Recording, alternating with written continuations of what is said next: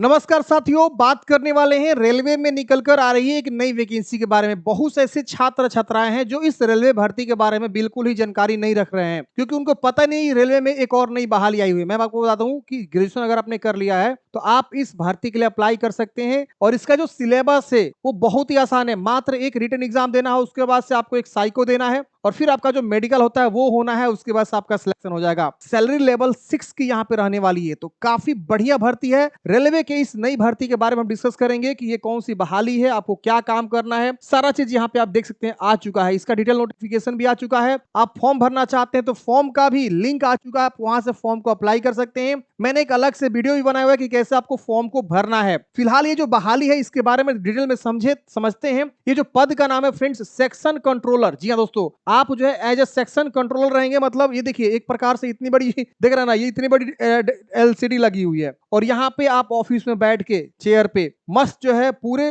Control कर रहे हैं सेक्शन का। आपके पास जो है कंट्रोलिंग करने का जो है यहाँ पे पूरा जो है, मतलब किधर क्या हो रहा है, क्या चीज चल रही है, सब चीज आपके कंट्रोल में होता है। आप कंट्रोलिंग करते हैं, मॉनिटरिंग करते हैं एक तरह से। तो सेक्शन कंट्रोलर की बहाली रेलवे के अंतर्गत बहाली आई है। सीट तो बहुत लिमिटेड है। देखिए, इसका जो नोटिफिकेशन है वो 23 अगस्त के डेट में आ गया था और यहाँ पे 14/9 से फॉर्म फिलअप स्टार्ट है। ऑलरेडी मैंने आप लोगों को वीडियो बना के बताया था कि कैसे फॉर्म को भरना। नहीं देखे हैं वीडियो तो आप चैनल पे जाके देख सकते हैं। और यहाँ पे देखेंगे तो आपका जो है आवेदन ओपनिंग ऑफ ऑनलाइन 14 को आपका डिटेल नोटिफिकेशन आया था और 15/9 से आपका आवेदन स्टार्ट हो गए थे। 14/10 तक आप लोगों ने फॉर्म को फिल करेंगे। और यहाँ पे जो फी पेमेंट जमा करने का लास्ट डेट है, अगर आपने रजिस्ट्रेशन कर दिया है तो यहाँ पे आप 16/10 तक जो है फी पेमेंट जमा कर सकते हैं। मॉडिफिकेशन विंडो भी आपको मिलेगा करेक्शन करने के लिए, तो आप जो 17/10 से लेकर 26/10 तक जो है इसमें करेक्शन भी कर सकते हैं। अब सबसे इंपॉर्टेंट पॉइंट, फॉर्म आपको कहां से भरना है। तो अगेन मैं बोलूंगा, आप क्या करेंगे, गूगल में जाएंगे, सर्च करेंगे डीएस हेल्पिंग फॉरएवर। क्या सर्च करना है? DS helping forever. ये कीवर्ड लिख के सर्च करेंगे,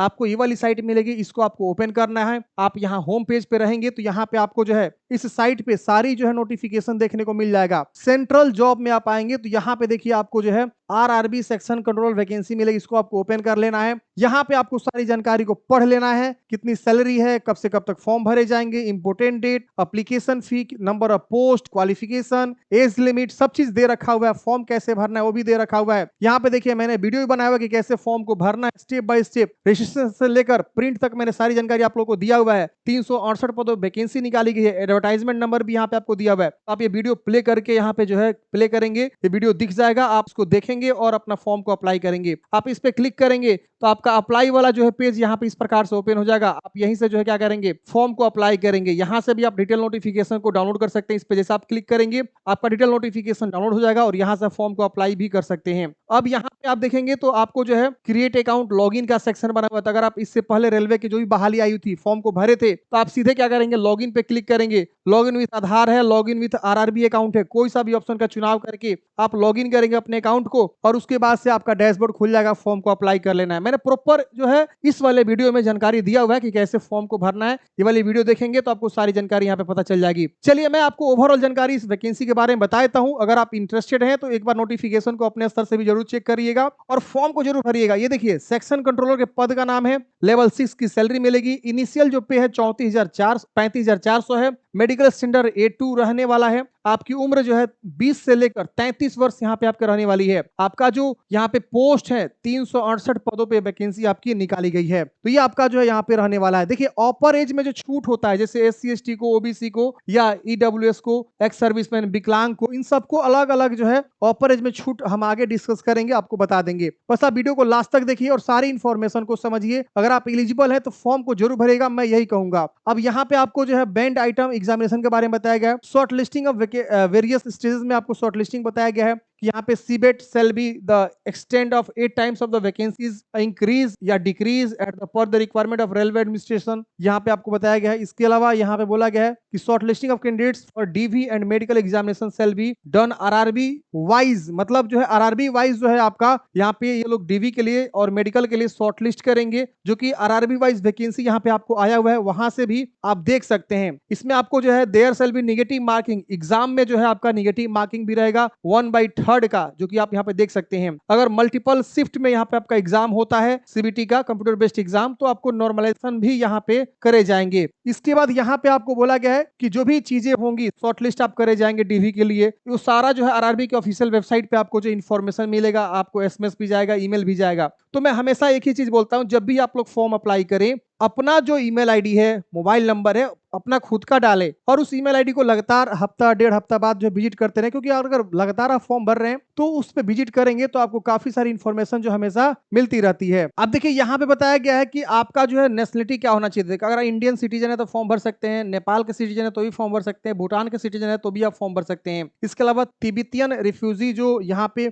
बताया गया है कि 1 जनवरी 1962 से पहले आए थे, वो भी यहाँ पे जो है यहाँ पे फॉर्म को अप्लाई कर सकते हैं। तो ये सर चीजें यहाँ पे दिया गया, आप एक बार अच्छे से पढ़ लेंगे। एज लिमिट के बारे में बताया गया कि आपका एज लिमिट होगा 1/1/2026 को यहाँ पे काउंट करे जाएंगे। तो 1/1/2026 को आपका न्यूनतम उम्र 20 वर्ष तो काउंट करे जाएंगे, जो कि एज ग्रुप आप देख सकते हैं यहाँ पे लिखा गया है 20 से 33 वर्ष। लेकिन ये जो आपका अपर एज लिमिट है वो बताया गया है कि 2/1/1993 के या उससे बाद होना चाहिए आपके date of birth. General EW से तो फॉर्म भरेंगे। ओबीसी एनसीएल के लिए 1/2/1990 के बाद है तो फॉर्म भरेंगे। SC ST के लिए 2/1/1988 है के बाद है या इस दिन भी है तो आप फॉर्म भरेंगे। और यहाँ पे जो है lower limit date of birth यहाँ पे बताया गया है, जो कि यहाँ पे फॉर ऑल कैटेगरी 1/1/2006, इसके बाद अगर किसी का डेट ऑफ बर्थ है तो वो यहाँ पे फॉर्म को नहीं भर पाएगा। मतलब ये आपका लोअर है और ये आपका कैटेगरी वाइज जो है अपर एज लिमिट दे रखा हुआ है, ताकि किसी को कंफ्यूजन ना हो। जो आपको रिलैक्सेशन मिलता है उसके साथ वहां पे दे रखा हुआ है, जैसे कि ओबीसी को 3 साल का रिलैक्सेशन दिया हुआ है, इसलिए वहां पे डेट ऑफ बर्थ आपको बताया हुआ है। SC ST को 5 साल और बाकी कैटेगरी वाइज जो विकलांग पर्सन है, एक्स सर्विसमैन है, उनके लिए अलग अलग जो है यहाँ पे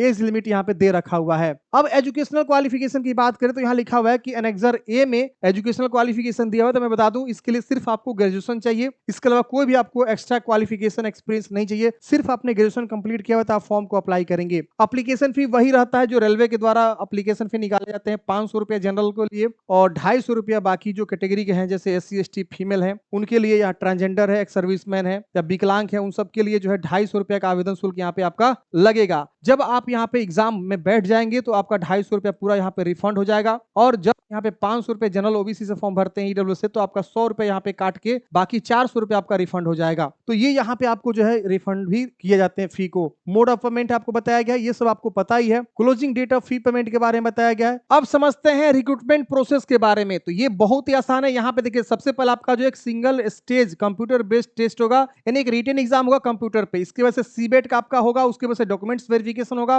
और फिर आपका मेडिकल हो जाएगा। तो ये आपके जो 4 स्टेज का जो है सिलेक्शन प्रोसेस है, आप यहाँ पे जो है इसको अच्छे से समझ लेंगे। इसके बाद यहाँ पे आपको बताया गया है कि टोटल जो सीबीटी होगा उसमें जो है कितने समय आपको मिलेंगे। तो आपको जो 120 मिनट का समय मिलेगा। टोटल क्वेश्चन यहाँ पे 100 रहने वाले हैं। इसमें भी आपको नेगेटिव मार्किंग रहेगा 1/3 का। इसमें आपका जो बताया गया नॉर्मलाइजेशन होगा, वो आपका जो सीबीटी होगा जो मल्टीपल शिफ्ट में, तो आपका नॉर्मलाइजेशन भी यहाँ पे यूज करे जाएंगे। इसके अलावा यहाँ पे बताया गया है प्रॉपर जो सिलेबस, जो आपका यहाँ पे सबसे पहला जो बताया गया है एनालिटिकल एंड मैथमेटिकल कैपेबिलिटी, यानी मैथमेटिक्स से क्वेश्चंस रहेंगे जिसमें number system, ratio and proportions. इसके अलावा आप नीचे आएंगे तो यहाँ पे और भी जानकारी दिया गया है, averages, percentages, profit loss and discounts रहेंगे, time, speed, distance, power, work, algebra, linear equation, arithmetic progression, LCM, HCF, geometry, area valuation. ये सारे जो है आपके क्वेश्चंस, मतलब ये टॉपिक्स बता दिए गए हैं कि आप हम यहाँ से आपको पढ़ना, ये आपका सिलेबस रहेगा। डेटा एनालिसिस एंड इंटरप्शन के जो क्वेश्चंस आपको रहेंगे आपको यहाँ पे बता दिया गया है। इसके अलावा लॉजिकल कैपेबिलिटी जैसे रीजनिंग आ जाएंगे, ये सारे जो है आपके रीजनिंग से क्वेश्चंस रहेंगे,